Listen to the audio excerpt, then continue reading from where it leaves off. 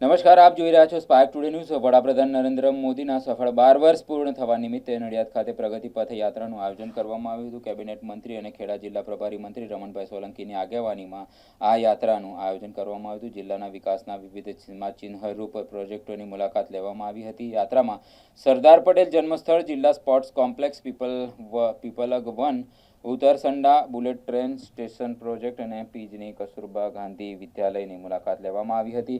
આ દરમિયાન વિકાસના કાર્યો અને તેનાથી સમાજ જીવનમાં આવેલા પરિવર્તનનો ઉજાગર કરવામાં આવ્યા હતા। આ પ્રસંગે નરેન્દ્ર મોદીના ઈંધણ બચાવવાના સંદેશાને અનુસરીને તમામ મહાનુભાવો એક જ લક્ઝરી બસમાં આ યાત્રા પૂર્ણ કરી હતી। યાત્રામાં સાંસદ દેવસિંહ ચૌહાણ, ધારાસભ્ય તથા જિલ્લા વહીવટી તંત્રના અધિકારીઓ સહિત અનેક આગેવાનો જોડાયા હતા। મંત્રી રમણભાઈ સોલંકીએ જણાવ્યું હતું કે 12 વર્ષ દરમિયાન દેશના વિકાસ અને જનકલ્યાણ માટે અનેક મહત્વપૂર્ણ યોજનાઓ અમલમાં મૂકવામાં આવી છે। આ 12 વર્ષ વિશ્વાસના, વિકાસના અને જનકલ્યાણના વર્ષો છે। પ્રગતિ પથ યાત્રા દ્વારા વિકાસના ગૌરવને લોકો સુધી પહોંચાડવાનો પ્રયાસ કરવામાં આવ્યો છે।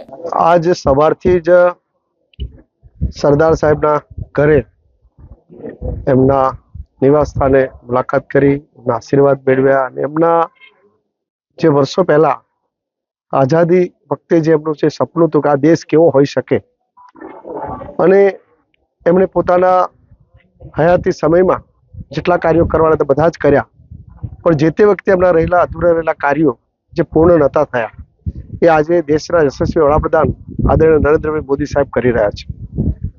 અને એ જે કાર્યો છે એ કાર્યો આજે 12 વર્ષની મોદી સાહેબના શાસનની ઉજવણી નિમિત્તે ખેડા જિલ્લા વહીવટીતંત્ર દ્વારા પ્રગતિપથ યોજના અંતર્ગત જે ખેડા જિલ્લામાં મહત્વના જે કાર્યો થયા છે એની મુલાકાત લેવાનો સાંસદ શ્રી, ધારાસભ્ય શ્રી ના બધાને સાથે અમે એક સવારનો કાર્યક્રમ હતો। સૌપ્રથમ સરદાર સાહેબને નમન કર્યા, ત્યારબાદ જ્યાં વૃક્ષારોપણ માટે જે અત્યારે મહત્વનું જે આવનારા સમયને ગ્લોબલ વોર્મિંગને સામનો કરી શકાય એટલા માટે જે આદરણીય ગુજરાતના મુખ્યમંત્રી શ્રી ભૂપેન્દ્ર પટેલ સાહેબે જ્યાં નીમ રાખીને જે વૃક્ષારોપણ કર્યું હતું એ સ્થળની મુલાકાત લીધી।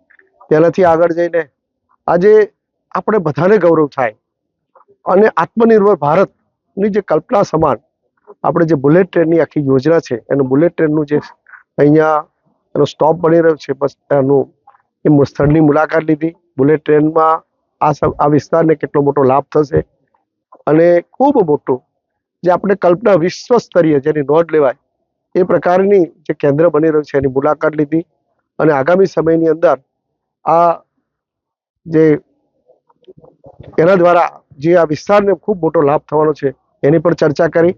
ત્યારબાદ અહીંયા જે સામાન્ય પરિવારની દીકરીઓ એ પોતાનું જીવનમાં ભણતર મેળવ્યા પછી એમાં કેવી રીતે બદલાવ લાવી શકે એવી કલ્પના સમાન આજે સામાન્ય જે મોટી મોટી જે શાળાઓ છે એને પણ જે સુવિધા ન હોય એવી આ કેજીબી જે વિદ્યાલય છે એની મુલાકાત લેતા માલુમ પડી અહીંયા દીકરીઓ પોતાના પરંપરાગત હુનરને પણ જાળવી રાખે, સંસ્કાર પણ મેળવે, શિક્ષણ પણ મેળવે અને સાથે સાથે એના જીવનમાં એ કંઈક નવી પ્રેરણા સાથે એ સમાજ જીવનમાં જાય એ દિશાનું આ સુંદર પણ જોવાનું મળ્યું। અને ખાસ કરીને જે આપણું જેને ગુજરાત સ્તરે મહત્વનું એવું સ્પોર્ટ સંકુલની પણ મુલાકાત લેવાનો અવસર મળ્યો। એકંદરે જે મોદી સાહેબના શાસન દરમિયાન જે આ નડિયાદ ખેડા જિલ્લાને જે મળેલી જે ભેટ છે એને બધા જ સ્થાનોનો આજે એની મુલાકાત લેવાનો અવસર મળ્યો। અમે પણ પ્રેરણા લીધી અને અમારી સાથે બધાએ લીધી કે આવો આપણે પણ જે મોદી સાહેબ જે એમના કાર્યકાળમાં કરેલા કાર્યોને વધારે કેવી રીતે આગળ લઈ શકાય એમાંથી પ્રેરણા લઈ સમાજ જીવનના કાર્યો હોય કે યુવાનોને રોજગારી આપવાના કાર્યો હોય, યુવાનોને પ્રેરણા આપવાના કાર્યો હોય કે આ વિસ્તારને જે ભવિષ્યમાં કાયા પલટ થવાની છે આ બધા જ કામો થકી આ બધાની મુલાકાત લઈ અને એનો પણ અમને અવસર મળ્યો છે।